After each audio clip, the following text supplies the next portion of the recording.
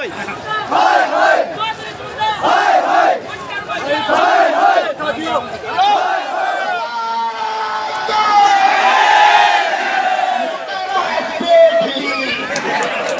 सकते हैं इस समय जो ग्रामीण और ये फुवारा चौक जो है यहाँ पर क्या कहना चाहेंगे आज जो आप देखिए, आज पूरे प्रदेश भर से आपके होडल से लेकर डबवाड़ी तक, उधर नारायणगढ़ पंचकूला से लेकर निजामपुर तक रिकॉर्ड तोड़ हाजिरी यहाँ पे हुई है। ऐतिहासिक ये रैली साबित हुई है। 17 साल के दौरान हरियाणा के ग्रामीण सफाई कर्मचारियों की इतनी बड़ी रैली नहीं हुई।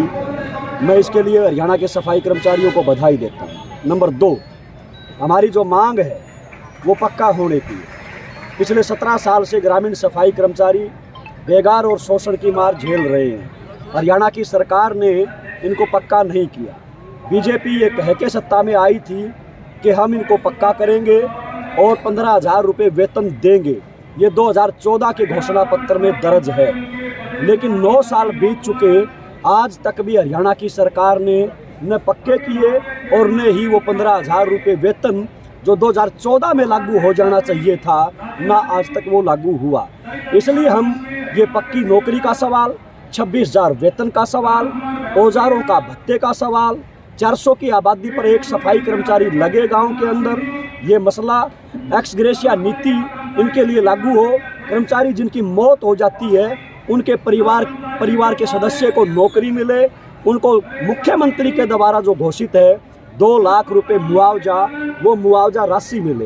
ये मुद्दे हैं। 14 सूत्री मांग पत्र है, जिस मांग पत्र को लेकर हम लगातार 10 अक्टूबर से हड़ताल पर हैं। आज 17वां दिन हो चुका है। हमें यहाँ पे इसलिए मजबूरी में आना पड़ा कि एक तरफ तो ये बीजेपी की सरकार दलित होने का ढोंग रचती है, सफाई कर्मचारियों के उत्थान की बात करती है, लेकिन दूसरी तरफ 11,000 ग्रामीण सफाई कर्मचारी 17 दिन से हड़ताल पर है और सरकार के पास समय नहीं है वार्ता करने का।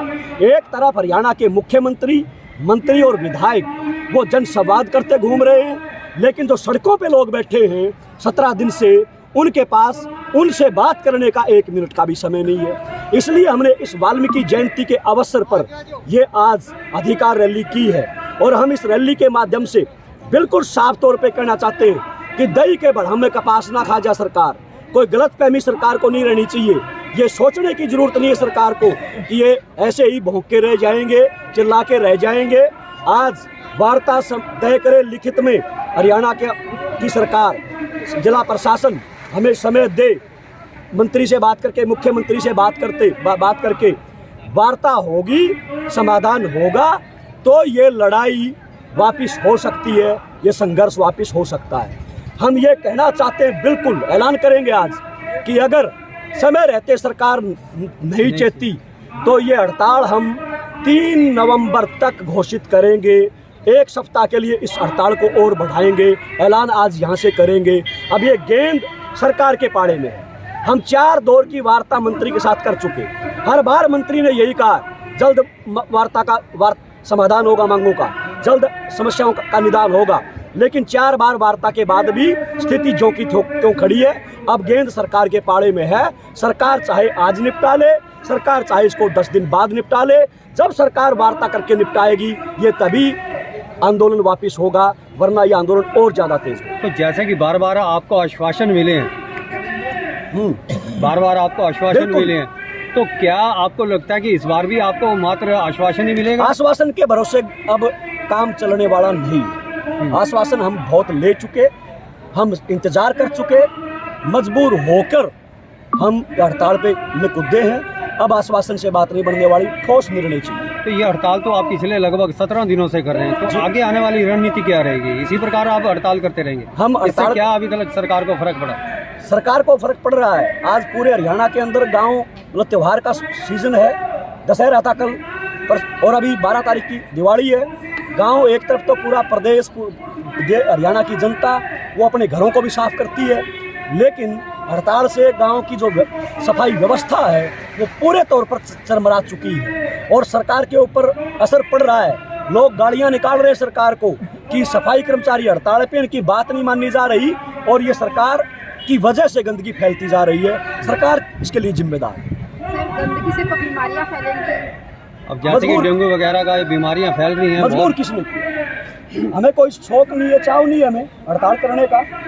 हम तो आपको बता रहे हैं मीडिया के माध्यम से, पहली वार्ता हमारी 20 अगस्त 2022 को हुई पंचायत मंत्री के साथ। आप अगस्त 22 से 23 का अगस्त जा चुका, 1.25 साल हो चुका। इस 1.25 साल में 4 दौर की वार्ताएं हैं। सरकार चाहती तो निपटा सकती थी।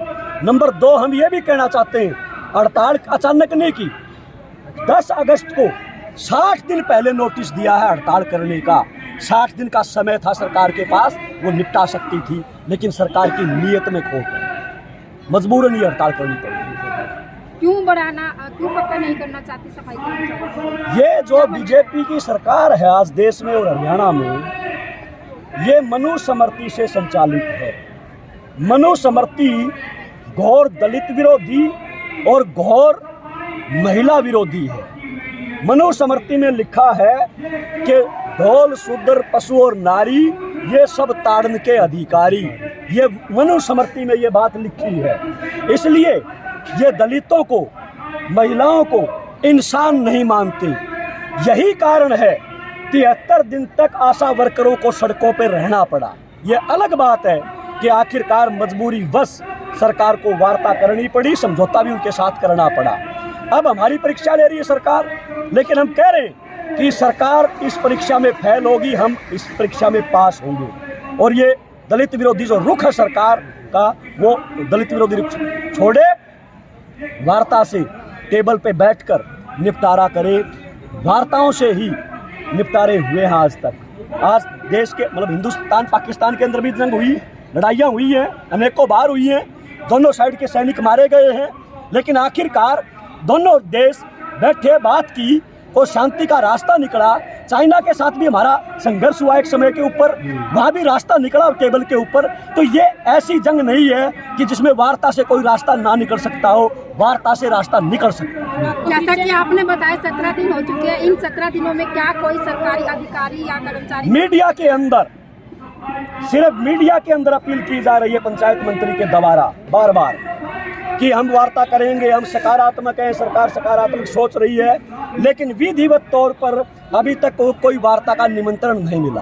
आपका पूरा परिचय क्या? मेरा विनोद कुमार नाम है, ग्रामीण सफाई कर्मचारी यूनियन का हरियाणा का महासचिव। तो ये हमारे साथ विनोद जी जुड़े हुए थे। आपने यहाँ देखा जानकारी लेना चाहूँगी, आपके अधिकारों की लड़ाई सरकार के साथ, लेकिन ग्रामीण गाँव में जो सफाई व्यवस्था दुरुस्त हो रही है, बीमारियों के फैलने का खतरा सबके मंडरा रहा है, ऐसे में क्या कहेंगे? ग्रामीण क्षेत्र के अंदर आप देखिए, सरपंच एसोसिएशन का प्रधान यहाँ बोल के गया है, महासचिव हमारी स्टेज के ऊपर बैठा है, गांव के ग्रामीण जो मजदूर हैं, नरेगा के खेत मजदूर, उनके नेता हमारे साथ बैठे हैं। गांव का गरीब आदमी, चाहे वो किसान हो, मजदूर हो, पंचायत हो, वो सब समझ चुकी है कि सरकार इनके साथ बदतमीजी कर रही है, सरकार इनके साथ वायदा खिलाफी कर रही है, सरकार इनका शोषण कर रही है। वो आज हमारी पीठ के ऊपर खड़े हैं। और ये ना कि हम आपको आपके मीडिया के माध्यम से ये कहना चाहते हैं कि ये लड़ाई केवल सफाई कर्मचारियों की नहीं है। हम तो मांग ये भी कर रहे हैं कि 2000 की आबादी की पे एक की बजाय 400 की आबादी पे लगाओ। गांव के अंदर गांव साफ सुथरे होंगे और लोगों को रोजगार मिलेगा। मतलब आज जो 10,000 सफाई कर्मचारी हरियाणा के अंदर, अगर 400 की आबादी पे एक लगाया जाए तो ये संख्या 50,000 हो सकती है। बेरोजगारों को रोजगार मिलेगा और गांव भी इससे ज्यादा साफ सुथरे हो सकते हैं। तो लगता है आशा वर्करों की कुछ मांगे मानी गई थी, संघर्ष के बाद आपकी भी मांग नहीं रहेगी? निश्चित तौर पर मानी जाएंगी।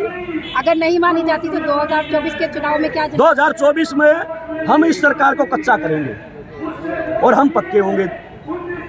हम वाल्मीकि जयंती में आपने न्योता दिया था सरकार को? हमने तो बिल्कुल खुला न्योता दिया था सीएम साहब को कि आओ हम ये वाल्मीकि जयंती मना रहे हैं, इस वाल्मीकि जयंती पे आप सरकारी आयोजन करोगे, लाखों रुपया का आपका खर्च होगा सरकार के सरकारी खजाने से, कमीशन खोरियां उसके अंदर होंगी। हमने कहा था आओ हम मना रहे 26 तारीख को, अपनी कलम लेके आओ और पक्का करने का तोहफा दे के जाओ, लेकिन ये न्योता हमारा स्वीकार नहीं किया। तो पहले गोहाना में भी बुलाया था आपको?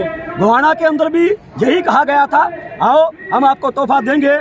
लोग गए वहाँ पर पूरे प्रदेश भर से, गांव के शहर के सफाई कर्मचारी, लेकिन कोई तोहफा नहीं मिला। आते हुए मुर्दाबाद के नारे लगाते हुए गोहाना से लोग आए थे, वो आज भी ऐसा ही करना चाहते हैं। देख सकते हैं लाइव तस्वीरें। क्या परिचय सर आपका? विनोद कुमार, राज्य भाषा सचिव, ग्रामीण सफाई कर्मचारी यूनियन हरियाणा।